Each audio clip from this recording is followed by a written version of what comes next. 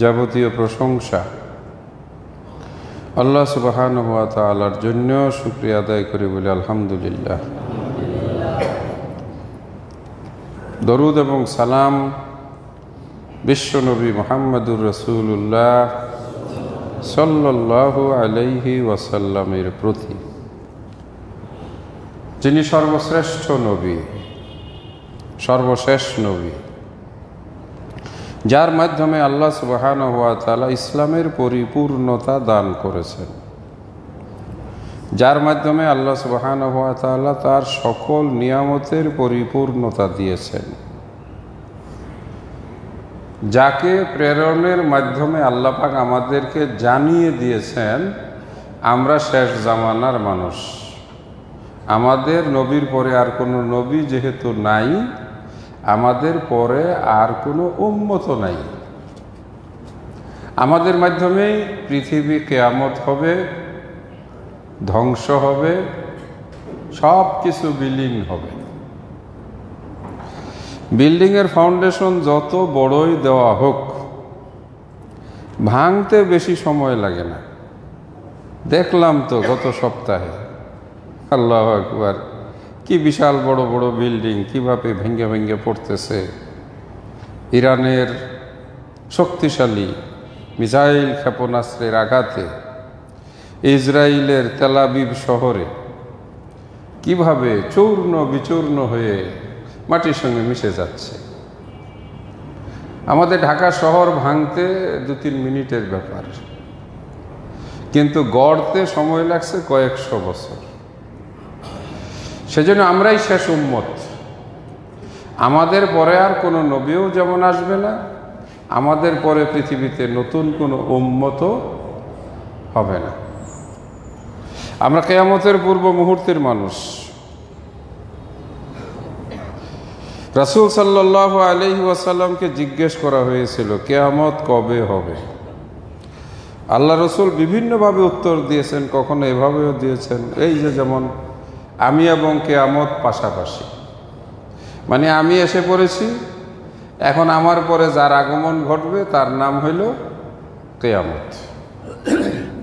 যদি জিজ্ঞাসা করা হয় কিয়ামতের সবচাইতে বড় আলামত কি, আমরা অনেকেই বলবো দাজ্জাল আসবে, পশ্চিম দিকে সূর্য উঠবে, তারপরে বিশাল বড় যুদ্ধ হবে। কিন্তু রাসূলের হাদিস দ্বারা যেটা প্রমাণিত এগুলো আছে,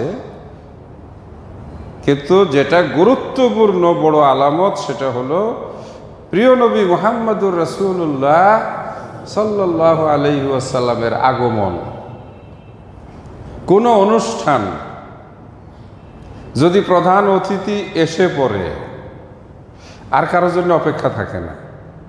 প্রধান অতিথি আসা মানেই হচ্ছে এখন অনুষ্ঠান কিছুক্ষণের মধ্যে কমপ্লিট হয়ে যাবে, শেষ।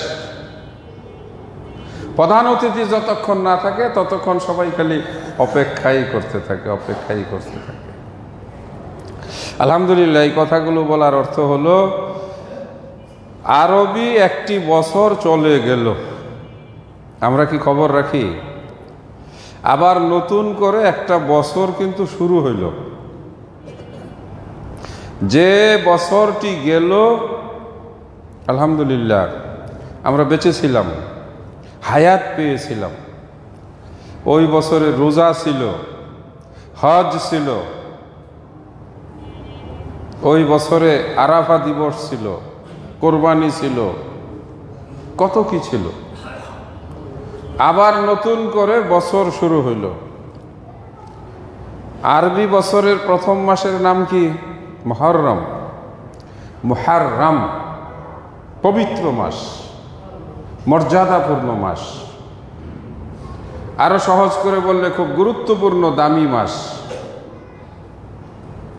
এই মাসের দাম এবং মান কত? যিনি মাসগুলো বানাইছেন তিনি হলেন আল্লাহ।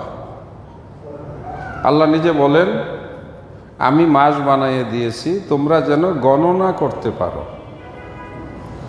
আল্লাহ পাক মুহররম মাসকে দাম দিয়েছেন তিনি নিজে। মুহররম মাসকে আল্লাহ পাক বলেন কি এটা আমার মাস, সব মাসই তো আল্লাহ, কিন্তু এই মাসকে আল্লাহ পাক বিশেষ করে নিজের মাস বলছেন। এই জন্য মুহররম মাসের আরেকটা নাম আছে, কি নাম? শাহরুল্লাহ। মুহররম মাসের আরেকটা নাম কি? শাহরুল্লাহ। শাহরুন মানে মাস। আমরা যেহেতু মুসলিম, একটা দুটি আরবি শব্দ আমরা শিখে ফেলব। শাহরুন শব্দের অর্থ কি? মাস। ওই যে শাহরু রমাজান আল্লাযী, রমাজান মাস। তাহলে শাহরুন শব্দের অর্থ হইল মাস, আর আল্লাহ তো আল্লাহই। তাহলে মুহররম মাসের আরেকটা নাম কি মাস? শাহরুল্লাহ, আল্লাহর মাস। আলহামদুলিল্লাহ, আমরা আরেকটি আল্লাহর মাসের মাধ্যমে আরবি বছরে প্রবেশ করলাম। আলহামদুলিল্লাহ। আল্লাহ পাক মাস বছর সম্পর্কে সূরা তাওবায় 36 নম্বর আয়াত আল্লাহ বলেন, ইন্না ইদ্দাতাশ শুহুরি ইনদাল্লাহ, অবশ্যই আল্লাহর নিকট মাসের গণনা। শাহরুন হলো মাস, এর বহুবচন প্লুরাল নাম্বার হলো শুহুরুন। আল্লাহ মাস গণনার পদ্ধতি শিখিয়ে দিয়েছেন। কয়টা? ইসনা আশারা। এক বছরে আল্লাহ পাক 12 মাসের মাধ্যমে মাসটাকে ভাগ করে দিয়েছেন। ফি কিতাবিল্লাহি, এটা আল্লাহর কিতাবে একেবারে সুনির্দিষ্ট, লিপিবদ্ধ। আমরা আর একটু বুঝি, এই যে গণনা করি আমরা মাস 12টা, এটা স্বয়ং আল্লাহ সুবহানাহু ওয়া তাআলা চাঁদের হিসাবের সাথে নামকরণ করে মানুষের জন্য নির্দিষ্ট করে দিয়েছেন। আলহামদুলিল্লাহ। কবে করছেন? 6 মাস আগে, 1 বছর আগে? না, যেদিন আল্লাহ পাক আকাশ জমিন সৃষ্টি করেছেন। সুবহানাল্লাহ বলতে পারি? আমরা পেয়ে গেছি আলহামদুলিল্লাহ। আল্লাহ পাকের দেওয়া এই বছর গণনার পরে বিভিন্ন জাতি, ওই যে শিরক করে যারা, শিরক, ওরা আল্লাহর দেওয়া মাস বাদ দিয়া নিজেদের দেব দেবী মূর্তি, কোন জাতি আকাশের গ্রহ নক্ষত্র, এই গ্রহ নক্ষত্রগুলো কিন্তু বিভিন্ন নামের দেবদেবী। বিশেষ করে গ্রিক সভ্যতা, ওই যে গ্রিস, বর্তমানে অনেক ছেলেপেলে গ্রিসে যাইতে চায়। গ্রিক সভ্যতা, এই গ্রিসের দার্শনিকরা, ওরা আকাশে হইল তারকা, কাউকাব, আল্লাহ কোরআনে বলছেন এগুলো তারকা, আর ওরা এগুলোকে এক একটাকে এক এক নাম দিছে, এক একটার চেহারা বানাইছে এক এক রকম। মানুষ শয়তানের ধোঁকায় পড়ে কত রকমের যে মানে কি বলা যায় বান্দরামি করতে পারে। এগুলো যদি কেউ একটু জানতে বুঝতে চান, ওই যে ফার্ম গেটের এখানে নবু থিয়েটার আছে, বাংলাদেশ সরকার তৈরি করছে একটা, ওর ভিতরে একটু বইসেন, দেখবেন যে ওগুলো আকাশে দেখায়। আগের যুগের মানুষ বিশ্বাস করে। আলহামদুলিল্লাহ, আমাদের মাথা কিন্তু এইসব ভুয়া, এগুলো কি ভুয়া, মিথ্যা। এই মিথ্যা থেকে আল্লাহ আমাদের মাথাটাকে, ব্রেনটাকে কি করছে? পরিষ্কার রাখছে। আমরা কি বিশ্বাস করি? ওগুলো আকাশে তারকা, আর কিছু না। ওয়াসসামাই যাতিল বুরুজ, আল্লাহ তাআলা বিভিন্ন গ্যালাক্সি দিয়ে, গ্যালাক্সি যেটাকে বাংলায় বলা হয় ছায়াপথ, অসংখ্য তারকা। ওয়াসসামাই ওয়াত তারিক ওয়ান নাজমুস সাকিব আছে এখানে, নাজমুস সাকিব, নাজমুন মানে তারকা, ওয়ান নাজম একটা তারকার নামে আল্লাহ পাক সূরা নাজিল করেছেন। আমরা তারকার পূজা করি না, তারকাকে কোনো দেবদেবীর নাম দেই না, কিন্তু গ্রিকরা, ওই যে গ্রিসের দার্শনিকরা, এক একটা ওই দেবী এক একটার নামে এক একটা মাস বানাইছে। আমরা অনেকেই কিন্তু জানুয়ারি, ফেব্রুয়ারি, মার্চ, এপ্রিল, মে, জুন, জুলাই এগুলোর আসল রহস্য জানি না। আমরা তো বলি কিন্তু এগুলো সবগুলোই দেবতার নাম। কিন্তু আল্লাহ পাক আমাদেরকে যে মাসগুলো দিয়েছেন, সুবহানাল্লাহ, ওর ভিতরে কোনো দেবতা নাই, কোনো শিরকি কথা নাই। সেখানে আছে ইমানি শিক্ষা, মুহররম।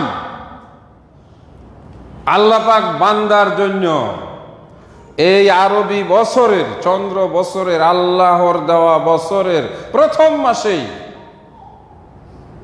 বান্দার জন্য যা অকল্যাণকর, ক্ষতিকর, সেগুলোকে হারাম করে দিয়েছেন। গান বাজনা, মদ, জুয়া, অশ্লীলতা, বেহায়াপনা। এই মাসকে আল্লাহ রাব্বুল আলামিন বছরের প্রথমে এনে দিয়েছেন। তার মানে বছরের প্রথম থেকেই যেন আল্লাহর বান্দারা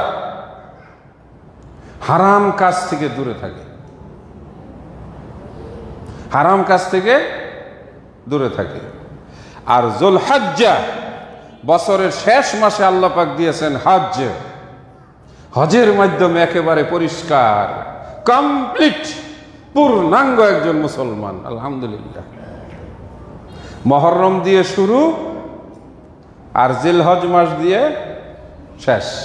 জিলহজ মাসে আল্লাহ পাক ভরপুর ইবাদত বন্দিগি দিয়েছেন। আলহামদুলিল্লাহ। এই যে আমরা জিলহজ মাসে কি কি করলাম মনে আছে? একদল হজ করলো, হ্যাঁ, একদল হজে গেল। তার আরাফার ময়দানে আল্লাহর কাছে কান্নাকাটি করে মাফ চাইল, মুক্তি পেয়ে গেল। হাজিরা মুক্তি পাওয়া যায়, আলহামদুলিল্লাহ। সেখানে গেলে দোয়া কবুল হয়। সত্য কথা, গতকাল একজন বড় মাপের আলেমের সঙ্গে কথা বলতেছিল, তো সে আল্লাহর কাছে দোয়া করছে, আল্লাহ আমি যা গুনাহ করছি আমাকে পরকালে শাস্তি না দিয়া আমাকে দুনিয়াতেই কিছু শাস্তি দিয়া সেটা মাফ করে দাও। তবে আমার শরীরের উপর দিয়ে দিও না, আমার টাকা পয়সার উপর দিয়া দিও। দোয়া করার আধা ঘন্টা পরে তার ওই টাকা পয়সা, ডলারের যে প্যাকেটটা ছিল হারিয়ে গেছে। এখন কিচ্ছু নাই। বলে আমি তো কান্নাকাটি শুরু করলাম, হায় হায়, দোয়া করলাম আর আমার সব ডলার হারিয়ে গেল। এই যে হজ। তখন একজনের সাথে আমি কান্দে কান্দে বলতেছি, ভাই আমার কাছে একটা টাকাও নাই, আমার পুরা ডলারের প্যাকেট হারিয়ে গেছে। সেই ব্যক্তি বলল, আপনি কি করছেন? বলে আমি এরকম দোয়া করছিলাম। বলে সর্বনাশ, আল্লাহর কাছে কখনো শাস্তি চাইতে হয় না। মনে থাকবে, এটা মনে রাখবেন। কখনো এটা বলবেন না, আল্লাহ আমার আর ভাল লাগে না, আমার এখন তুমি উঠায় নিয়ে যাও। কিছু মানুষ বলে ফেলায়, এটা বলা হারাম। অনেকে অসুখ বিসুখে পড়ে বলে যে আর পারি না, আল্লাহ আমাকে তুমি নিয়ে যাও। না, এটা বলা যাবে না।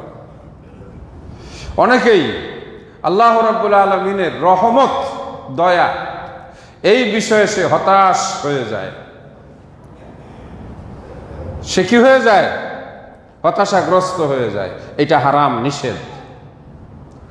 যত বিপদ আসুক, যত কষ্ট আসুক, আপনাকে আমাকে মনে রাখতে হবে, আপনার কষ্ট বিপদের চাইতে কোটি কোটি গুণ বেশি আল্লাহর দয়া, আল্লাহর রহমত। অনেকেই আবার এরকম বলে, আমি পাপী মানুষ, আমার দোয়া কি আল্লাহ শুনবে? হুজুর আপনি আমার জন্য একটু দোয়া করেন।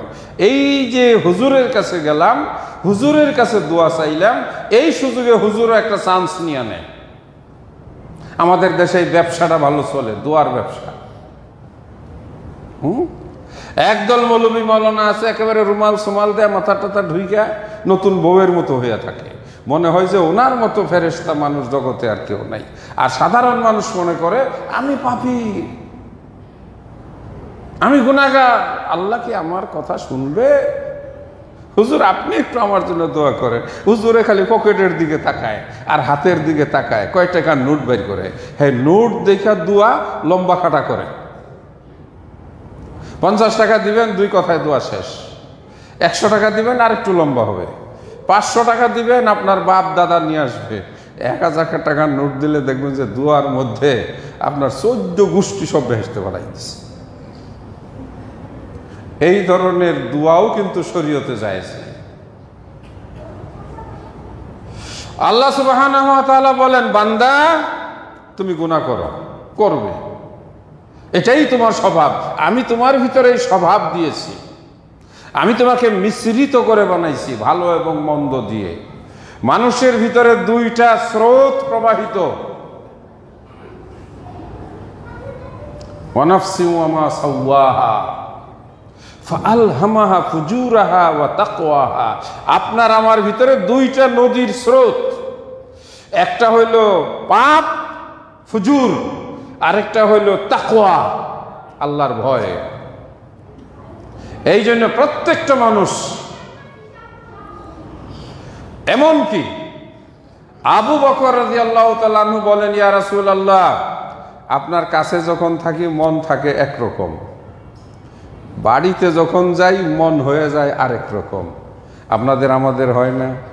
এই যে আমরা এখন জুমার নামাজে আসছি, আমাদের এখন কিন্তু মনটা একরকম, আবার বাজারে গিয়ে যখন চায়ের দোকানে বসবো, রাজনীতি কথাবার্তা নিয়ে একটু জড়াইয়া যাব, তখন আমরা হয়ে যাব আরেক রকম।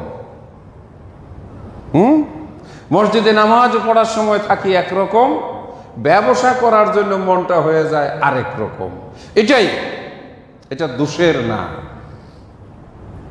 ওই বান্দা যে ব্যক্তি অপরাধ করে অতঃপর সরাসরি আল্লাহর কাছে কাঁদে এবং বলে, ফাকুলতুস্তাগফিরু রাব্বাকুম ইন্নাহু কানা গাফফারা, তোমরা আল্লাহর কাছে ইস্তেগফার করো, আল্লাহ হলেন ক্ষমাশীল, আল্লাহ ক্ষমা করতে ভালোবাসেন। আল্লাহ পাপী বান্দা যে ব্যক্তি আল্লাহর কাছে ফিরে আসে, ক্ষমা চায়, আল্লাহ তার উপরে অনেক বেশি খুশি হয়ে যান। হাদিসে কুদসিতে আছে, তোমরা যদি কেউ পাপ না করো, আল্লাহ বলেন, তাহলে আমি তোমাদেরকে সরাই দিব। এত ভালো মানুষ, কেউ পাপ করে না। আল্লাহ বলেন, অতঃপর আমি তোমাদের জায়গায় আর একটা জাতি বানাবো যারা পাপ করবে, তারপরে তারা আমার কাছে মাফ চাইবে, আমি আল্লাহ তাদেরকে ক্ষমা করব, আমি হব গাফুরুর রাহিম। বান্দা পাপ করবে, কিন্তু আল্লাহর কাছে পছন্দের বান্দা সেই যে আল্লাহর কাছে ফিরে আসবে। আমি আজকে যেটুকু আয়াত পড়েছি পুরোটাই সূরা তাওবা থেকে। একটু ইচ্ছা নিয়ে দাঁড়িয়েছিলাম, জিহাদের কথা বলবো। জিহাদ, লড়াই, সংগ্রাম, সাহসিকতা, যুদ্ধ, মিসাইল, সুপারসনিক ক্ষেপণাস্ত্র দরকার আছে। আমরা দেখলাম গত সপ্তাহে কি শিখলাম, যা শুনেছিলাম বেশ কিছু আমরা মিথ্যা পাইলাম, যা মানুষ ভাবে নাই তা দেখে আশ্চর্য হইল। মাইরের উপরে ঔষধ নাই, এটাও শিখলাম। লড়াই সমান সমান তালে হতে হয়, তা না হলে কেউ পাত্তা দেয় না। এগুলো কোরআন মাজিদে আল্লাহ বলে দিয়েছেন। জানেন, 164টা আয়াত আছে শুধু মাথা উঁচু করে বেঁচে থাকার জন্য, লড়াই করে বেঁচে থাকার জন্য। কি করে ছেড়ে দিলে তুমি সংগ্রাম, কি করে ছেড়ে দিলে তুমি লড়াই। এখনো মানুষের ক্রন্দনে আকাশ বাতাস কাঁপে, আকাশ ভারী হয়। যেই সমাজে লড়াই নাই, যেই সমাজে জিহাদ নাই, যেই সমাজের মানুষ ভোগ বিলাসে লিপ্ত হয়, যেই সমাজের মানুষ খাও দাও আর মসজিদে আসো, নামাজ পড়ো, ঘরে যাও, ওই সমাজ আস্তে আস্তে ওই নদীর মতো, যেই নদী স্রোত হারিয়ে আস্তে আস্তে পচে দুর্গন্ধ ছড়ায়। এই জন্য আল্লাহ রাব্বুল আলামিন মুসলিম জাতিকে নিরঙ্কুশ শান্তি, নিরঙ্কুশ ভোগবিলাস, নিরঙ্কুশ একেবারে নিরাপদ কোনো ব্যবস্থা দেয় নাই।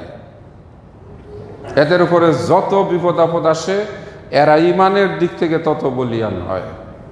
আমরা বাংলাদেশের মানুষ, এরা ঈদের মানুষ, আরামায় এসে পড়ে গেছি। আগে তো তাও একটু কাজ কাম ছিল, বিলে ধান করতে হইতো, এই গরমের সময় বাড়িতে ধান উঠায় আনতে হইতো, সেই ধান সিদ্ধ করে চাউল বানাইতে হইতো, সবাই একটা কাজে কামে ব্যস্ত ছিল। এখন বসুন্ধরার বদৌলতে আমাদের জায়গা জমির দাম বেড়ে গেছে, আমরা ছোটোখাটো করে 5 তলা 6 তলা বিল্ডিং বানাইয়া ভাড়া দিয়া এখন বসে বসে খাওয়ার আমাদের ব্যবস্থা হয়েছে।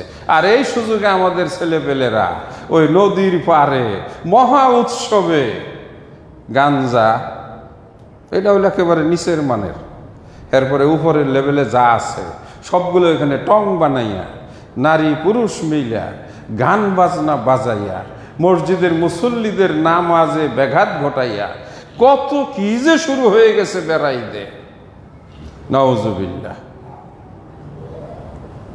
গাজাবাসীদের গাজা খাওয়ার কোনো সুযোগ নাই, বুঝলেন? ওই যে ফিলিস্তিনের গাজা, আমাদের বাংলাদেশের গাজা না, ওইটা একটা জায়গার নাম।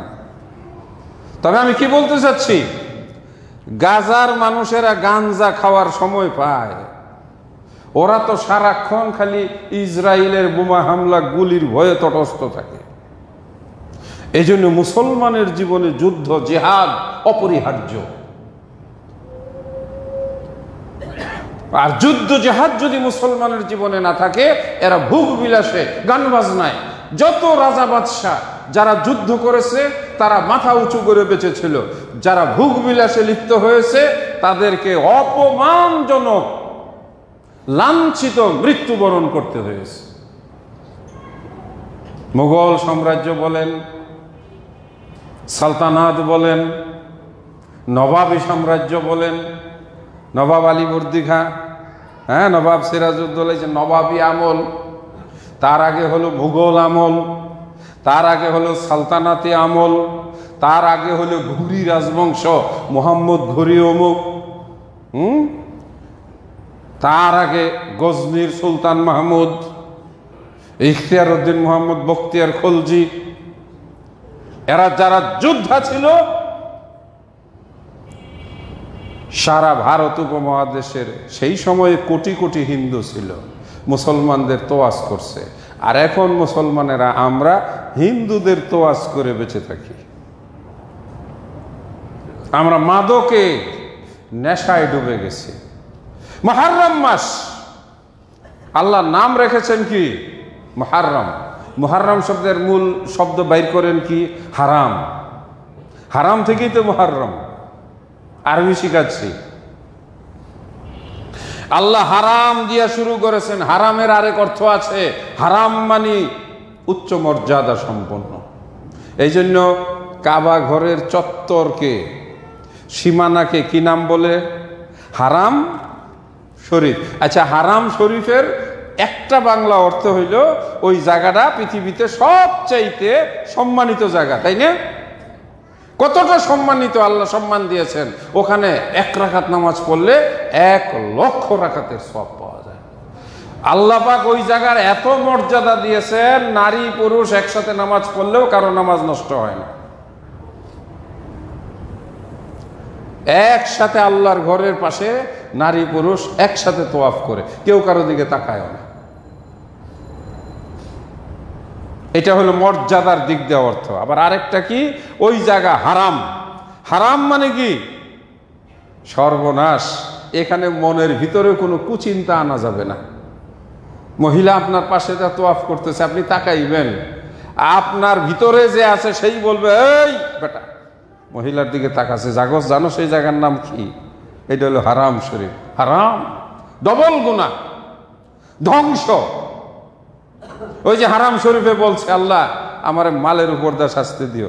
এই তো এখন পয়সা হারাইয়া কাঁদতেছে,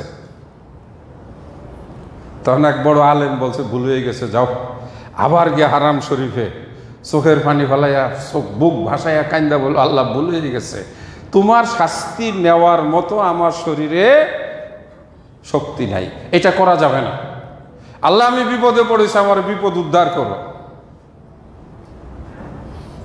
কলে মোনাজাত করে বাইরে গেছি, একটু মন খারাপ, হাইটা হাইটা যাইতেছি। একজন আমারে ডাক দিছে, শায়েক, বাংলাদেশ বাংলাদেশ এস মুশকিলা, আরবিতে কোনো সমস্যা? বললো যে এরকম এরকম। তখন বললো লা তাহজান, চিন্তা করো না, ওই প্যাকেট আমার কাছে, আসো। কলে ডলারের প্যাকেটটা বের করে, তুমি যখন যাও আমি দেখলাম যে তোমার পকেট থেকে এটা পড়ে গেছে। আমি উঠায় রাখছি, আর খালি খুঁজতেছি যে তো এরকম একজন আলেম, তার টাকাটা পুড়ে গেছে। আমি যাক তোমারে পাইয়া গেছি, আলহামদুলিল্লাহ, এই যে তোমার আমানত, তুমি নিয়ে যাও। এইবার আবার ঘুরা মক্কায় কাবা ঘরের সামনে গেছে, গিয়া 2 রাকাত নামাজ পড়ে গেছে, আল্লাহ তোমার ম্যাজিক খেলা দেখলাম, একবার হারাইছো আর একবার পাওয়াইয়া দিচ্ছ, সুবহানাল্লাহ। হ্যাঁ, একবার টাকা হারাইয়া কানছে, আর একবার টাকা পাইয়া গিয়া কানছে। আল্লাহু আকবার। হারাম শরীফ, মুহররম, এই মাসের কথা বলতেছি। সম্মানিত যুবক ভাইরা, আমরা ইংরেজি মাস নিয়ে হইচই করি, আনন্দ করি, 31 ডিসেম্বর পালন করি। আমরা জানুয়ারির প্রথম দিবসকে বর্ষবরণ করি, হুইস্কির বোতল খুলে। এইগুলো খ্রিস্টান, ইহুদি এবং বেদিনদের কাজ, মুশরিকদের কাজ। কোন মুসলমান মুশরিকদের কোনো কিছু অনুসরণ করতে পারে না। মুসলমান একটা স্বতন্ত্র জাতি পৃথিবীতে। মুসলমানের মাস শুরু হয়েছে, বছর শুরু হয়েছে এই প্রতিশ্রুতি নিয়ে। আমরা কি আজকে 1 তারিখ মুহররমের, আজকে বছর শুরু, আলহামদুলিল্লাহ, জুমার খুতবার সঙ্গে মিলে গেছে। আমরা কি আজকে একটা প্রতিজ্ঞা করতে পারি, এই 1 বছর আগামী ডিসেম্বর পর্যন্ত আল্লাহ যা আমার জন্য হারাম করেছেন আমি তা ধরব না, করব না? এটা আমার প্রতিজ্ঞা। মুহররম মাসের 10 তারিখেই গিয়ে আল্লাহ পাক একটা সফলতা দান করেছেন।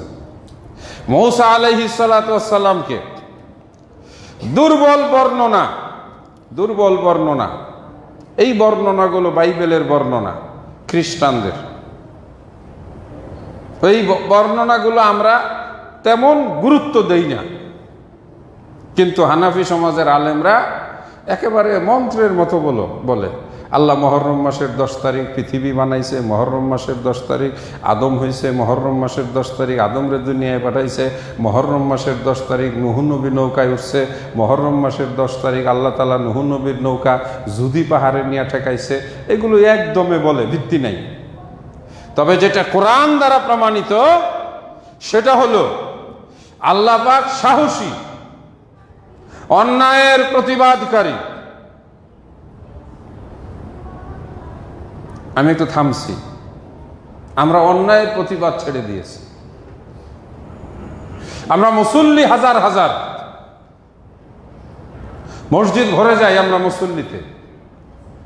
নদীর পারের মদের অনুষ্ঠান আমরা বন্ধ করতে কেউ যাইতে চাই না। তখন যাইতে বলে যে তোমরা যাও, আমার বাইসতেই তো খায়, আমি কেমনে যাই? মুসল্লিদের ছেলে পেলেরাই তো এখানে। আর সবাই মিলে যদি যাইতো তাহলে ওখানে গান বাজনা, অশ্লীলতা এগুলো হতে পারত না। একটা জিনিস মনে রাখতে হবে, পাপকে যদি আপনি সুযোগ দেন ও আস্তে আস্তে আস্তে আস্তে খালি বড় হবে। আর পাপ জন্মের সময় যদি আপনি ওইটাকে শিকড় থেকে তুলে ফেলেন, হয়তো 2 বছর, 5 বছর, 7 বছর চুপ থাকবে, আবার ঘুরে আসবে। কেন ঘুরে আসবে? শয়তান তো আছে, ওটা তো মরে না, ও তো আল্লাহর কাছ থেকে পার্মানেন্ট হায়াত নিয়ে আসছে, ও কিছুদিন চুপ থাকে। আমরাও যখন মাঝে মাঝে একটু কড়া খুতবা দেই, মদের বিরুদ্ধে, নেশার বিরুদ্ধে, গান বাজনার বিরুদ্ধে, বিয়ার অনুষ্ঠানে গান বাজাইতে হবে, হ্যাঁ, গান না হইলে তাদের মজা লাগে না, ওই বেটার বিয়া একটা ইবাদত। বিয়াটা কি? একটা ইবাদত। ভিতরে কাঁপে, আল্লাহ আমি আমানত গ্রহণ করলাম একটা মহিলাকে, তাকে আমার পর্দায় রাখতে হবে, তাকে আমার খাবার দিতে হবে, তার সমস্ত ভরণ পোষণ দিতে হবে, আবার এই মহিলাটার মাধ্যমে আমাকে আল্লাহ তুমি ছেলে মেয়ে দিবা। ওই ছেলে মেয়ে আবার আল্লাহ কেমন হয় কে জানি, তবে তোমার কাছে চাওয়া ছেলে মেয়েগুলো যেন দিনদার হয়, পরহেজগার হয়। বিবাহ একটা এত গুরুত্বপূর্ণ বিষয়, চোখের পানি ফেলে। এমন কি আমরা প্রায় সব মানুষকে বলি, এই যুবক ছেলে শোনো, বিয়ে করবা, 2 রাকাত নামাজ পড়বো আজকে রাত্রে এশার নামাজের পর। কি কি করে বলি আমরা, যাই যুবক ছেলে দিকে আসো, মেয়ে দেখছো? বলে হ দেখছি। পছন্দ করছো? হ করছি। শোনো, এত পাগল হইও না, আজকে এশার নামাজের পরে ঘুমানোর আগে 2 রাকাত নামাজ পড়বা, তারপরে ডান কাত হয়ে শুইবা, এই যে এইভাবে ডান এই এর নিচে ডান হাত রাখবা, তারপরে মনে মনে বলবা আল্লাহ আমি এই মেয়েটা দেখেছি, পছন্দ করেছি, আমার গার্জিয়ানরা দেখেছে, আমি আজকে তোমার কাছে জানতে চাই যে এই মেয়েটাকে বিয়ে করলে আমার জীবন সুখের হবে নাকি আমি একটা দুজখের মধ্যে পড়ব। বিবাহ জান্নাত আর বিবাহ জাহান্নাম। প্রেয়সী যদি হয় মনের মতন তাহলে তার সুখের শেষ নাই, আর যদি না হয় মনের মতন, জীবনে তখনই আসে ছন্দপতন। এজন্য বলা হয় কেউ যদি একজন ভালো স্ত্রী পায় দিনদার, দুনিয়াটাই তখন তার জান্নাতের টুকরা হয়ে যায়। আর যদি কপালে ওই রকম বউ মিলে তাহলে দুজখের শাস্তিও দুনিয়াতেই পাইতে থাকে।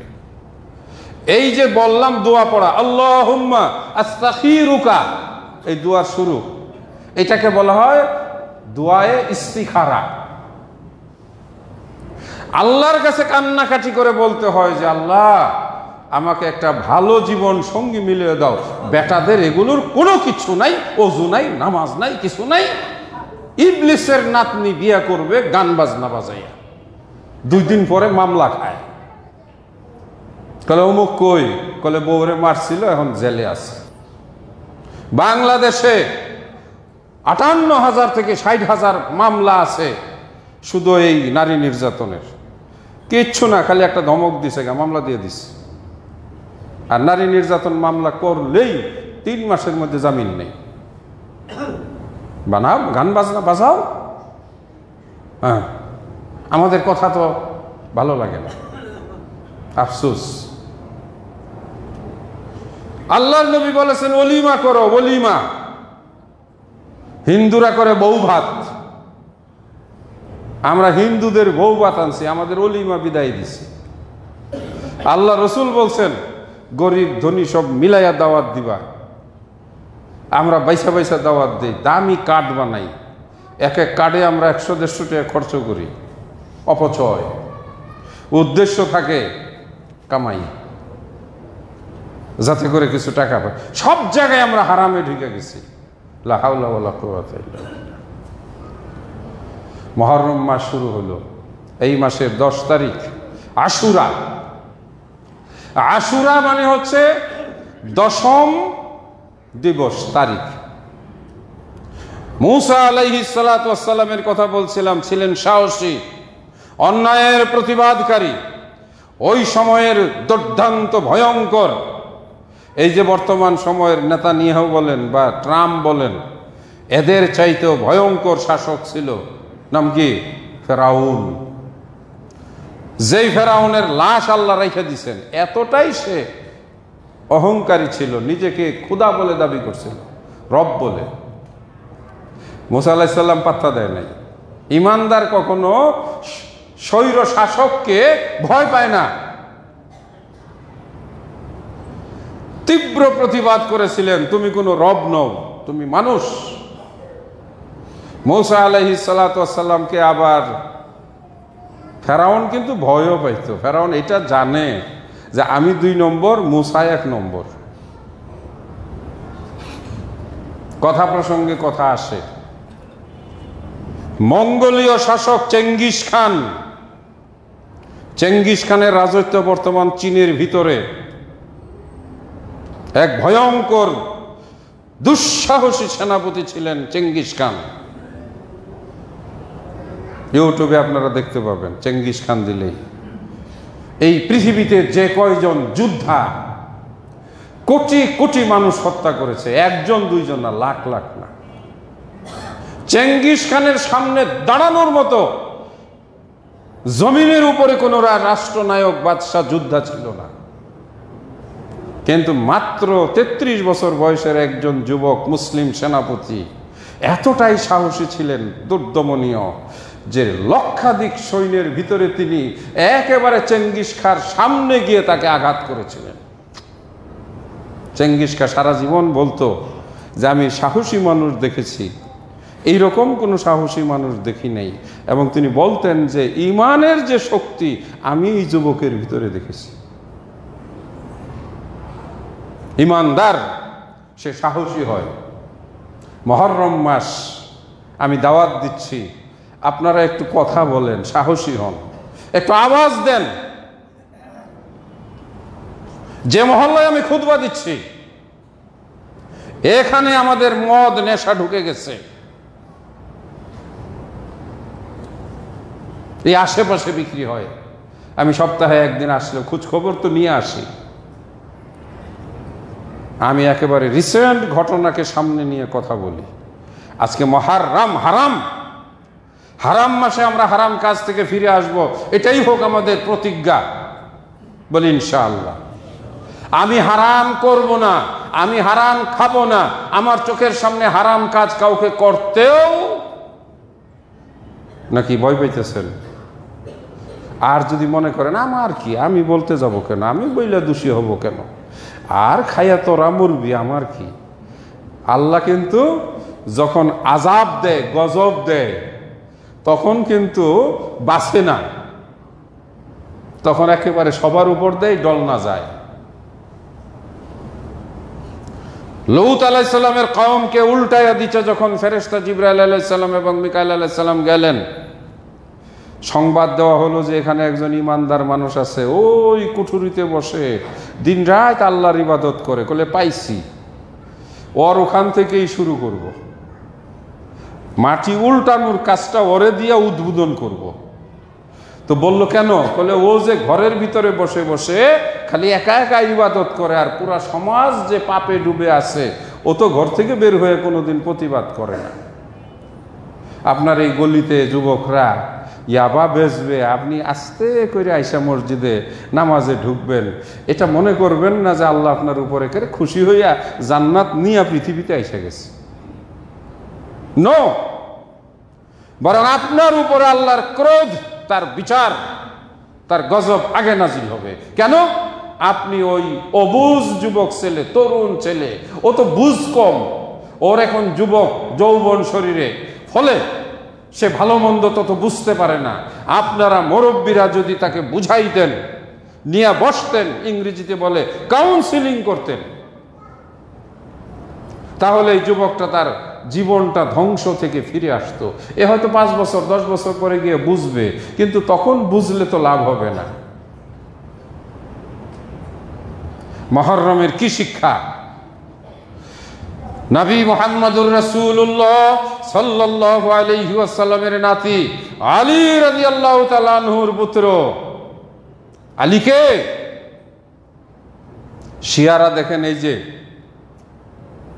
খাইবার মিসাইল যখন মারলো এতে ইসরায়েলে, আলী হায়দারের নাম লইয়া, কারণ তারা শিয়া, তারা আলী হাসান হুসাইনকে ওই একেবারে অনেক বড় মনে শিরিক করে।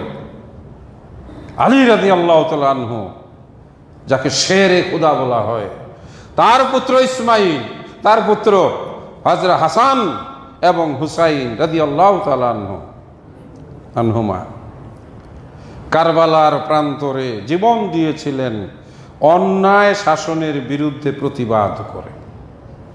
আমরা তো তাদেরই উত্তরসূরি। ঘটনা মিলে গেছে 10 তারিখ মুহররম। মূসা আলাইহিস সালাম ফিরাউনের ধ্বংসের কারণ ছিলেন এই মুহররম। মূসা আলাইহিস সালাম পার হয়ে গেলেন, ফিরাউন ডুবে মরল। মূসা আলাইহিস সালাম কে ছিলেন? অন্যায়ের প্রতিবাদকারী। এই মুহররমের শিক্ষা বলে গেলাম, আমরা যদি অন্যায়ের প্রতিবাদকারী হই, একটু যদি আওয়াজ দেই, আমরা যদি ঐক্যবদ্ধ হই, আমরা মূসা আলাইহিস সালামের মতো সাগর পাড়ি দিয়ে চলে যাব ইনশাআল্লাহ। আমাদের ডুবে মরতে হবে না। আর যদি আমরা অন্যায়কে সাপোর্ট দেই, অন্যায়কে হজম করি, তাহলে আর আমাদের সাগর পাড়ি দেওয়া হবে না, আমাদের সলিল সমাধি পানিতে ডুবে, অর্থাৎ গজবে পড়ে আমাদেরকে ধ্বংস হতে হবে। আল্লাহ পাক আমাদেরকে হেফাজত করুন, আমিন। মুহররমে একটি রোজা রাখলে 1 বছরের পিছনের গুনাহ মাফ হয়। তবে এখন তো স্পষ্ট, হিটলার লক্ষ লক্ষ ইহুদি হত্যা করেছে, রান্নাঘর থেকে বের করে এনে একটা ইহুদিকেও ছাড়ে নাই, কিছু ইহুদি বাঁচাইয়ে রেখে গেছে। জিজ্ঞেস করা হয়েছিল, তুমি লাখ লাখ ইহুদি মারছো, 60 লাখ মারছো, এই কয়েক হাজার ইহুদি রাখছো কেন? হিটলারের জবাব ছিল, আমি রেখে গেলাম পরবর্তী প্রজন্মের 60-70 বছর পরের মানুষ যেন বুঝতে পারে আমি হিটলার ইহুদিদেরকে কেন মেরে খুন করেছিলাম। এই ইহুদিদেরকে দেখে তারা জানবে, চিনবে ইহুদি জাতি কত বড় বিভৎস এবং ষড়যন্ত্রকারী পৈশাচিক জাতি। মধ্যপ্রাচ্যে অল্প কয়েকটা ইহুদি সারা মধ্যপ্রাচ্যটাকে জ্বালায়ে রেখেছে। অহংকারের এত উপরে উঠে গিয়েছিল, আমরা মনে করে নিয়েছিলাম অনেকেই যে সম্ভবত ইসরায়েলকে কেউ ঘায়েল করতে পারবে না। এত শক্তিশালী আয়রন ডোম, আকাশ সুরক্ষা, প্যাট্রিয়ট ক্ষেপণাস্ত্র, F-35 জঙ্গি বিমান, AI প্রযুক্তি, সারা ইসরায়েলটাকে কম্পিউটারাইজড, কোথায় কি ঘটে তাদের স্ক্রিনে উঠে। কিন্তু আল্লাহ পাক কোরআন মাজিদ একটা আয়াত নাজিল করেছেন এই যে হুনাইনের যুদ্ধের সময়, ওয়ামা রমাইতা ইজ রামাইতা ওয়ালাকিন্নাল্লাহ রামা। হে নবী, আপনি যখন তীর নিক্ষেপ করেছিলেন, বালু নিক্ষেপ করেছিলেন শত্রুর শরীরে, চোখে, আপনি পৌঁছাইতে পারেন নাই, আমি আল্লাহ সেই তীর বালুকে নিয়ে তাদের বুকে বিদ্ধ করে দিয়েছিলাম। 2500 কিলোমিটার দূরে থেকে একটা ক্ষেপণাস্ত্র, সেটা গিয়ে একেবারে তেল আবিব শহরে মোসাদের হেডকোয়ার্টারে মুহূর্তে ধূলিসাৎ করে দেওয়া। আমার কাছে তো মনে হয়েছে যেগুলো আল্লাহ ধীরে ধীরে ওদেরকে একটু শিক্ষা দিছে। অন্তত সারা পৃথিবীর মানুষ জানছে যে ইহুদিরা দুর্বেদ্য, অপরাজয় কোনো শক্তি নয়, কিন্তু প্রয়োজন মুসলমানদের সেরকম শক্তি অর্জন করা। ওই রকম শক্তি যখন শিয়া রাষ্ট্রটি প্রধান দেখাইছে, তখন আমেরিকার ওই বুড়া মুরব্বী বলে থামো থামো থামো থামো, আর দরকার নাই।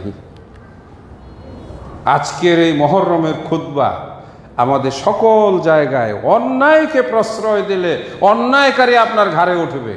বাংলাদেশের রাজনীতিতেও দুর্বৃত্তদের এই যে ভয়ঙ্কর আধিপত্য, আমরা মৌলবী মাওলানা, মসজিদের ইমাম, মুসল্লিদের, ওরা তো মানুষই মনে করে না।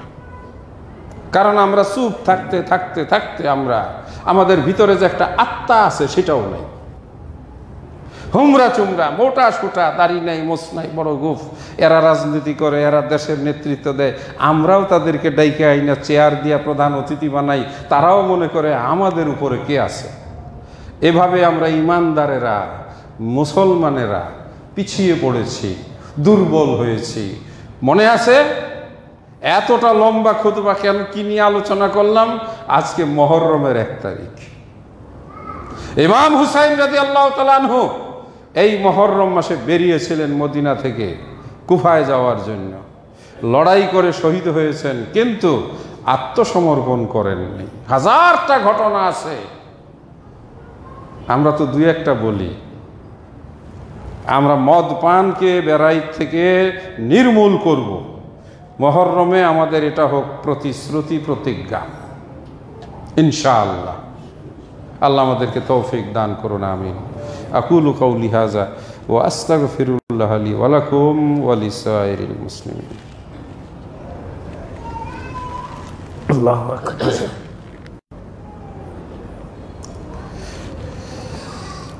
আলহামদুলিল্লাহ আলহামদুলিল্লাহি নাহমাদুহু ওয়া নাস্তাঈনুহু ওয়া নাস্তাগফিরুহু ওয়া নু'মিনু বিহি ওয়া নাতাওয়াক্কালু আলাইহি ওয়া নাউযু বিল্লাহি মিন শুরুরি আনফুসিনা ওয়া মিন সাইয়্যিআতি আ'মালিনা। মান ইয়াহদিহিল্লাহু ফালা মুদিল্লা লাহু ওয়া মান ইউদ্লিলহু ফালা হাদিয়া লাহু। ওয়া আশহাদু আন লা ইলাহা ইল্লাল্লাহু ওয়া আশহাদু আন্না মুহাম্মাদান আবদুহু ওয়া রাসূলুহু। সূরা তাওবার এই আয়াতটি পড়েছিলাম, অনুবাদ করি নাই, 20 নম্বর আয়াত এবং 21 নম্বর আয়াত। ওই সমস্ত ঈমানদার মানুষ যারা প্রয়োজনে হিজরত করে দিন পালন করার জন্য, এবং যারা জিহাদ করে, লড়াই করে, সংগ্রাম করে, ফি সাবিলিল্লাহে, আল্লাহর পথে। কি দিয়ে তারা লড়াই করে, সংগ্রাম করে? বি আমওয়ালিহিম, তাদের মাল দিয়ে, ওয়া আনফুসিহিম, তাদের নফস, তাদের জীবন দিয়ে। আযামু দারাজাতান ইনদাল্লাহ, আল্লাহর নিকটে তাদের জন্য রয়েছে উচ্চ মর্যাদা। যারা লড়াই করে, যারা অন্যায়ের প্রতিবাদ করে, তাদের আল্লাহর কাছে কি আছে? উচ্চ মর্যাদা। তারা আল্লাহর কাছে দামি মানুষ। সুবহানাল্লাহ। সূরা তাওবায় কিন্তু ওয়া উলাইকা হুমুল ফাইজুন, এই মানুষগুলোই হবে বিজয়ী। ফাইজুন মানে হলো জয়ী, এরাই হবে বিজয়ী মানুষ। আল্লাহ বলেন ইউবাশশিরুহুম রাব্বুহুম বিরাহমাতিম মিনহু ওয়া রিদওয়ানিন ওয়া জান্নাতিন লাহুম ফিহা নাঈমুম মুকিম। এদের জন্য সুসংবাদ আল্লাহ রাব্বুল আলামিন তথা তাদের রবের পক্ষ থেকে। এদের জন্য রয়েছে আল্লাহর রহমত, এদের উপরে রয়েছে আল্লাহর সন্তুষ্টি, এদের জন্য আল্লাহ নির্মাণ করে রেখেছেন জান্নাত।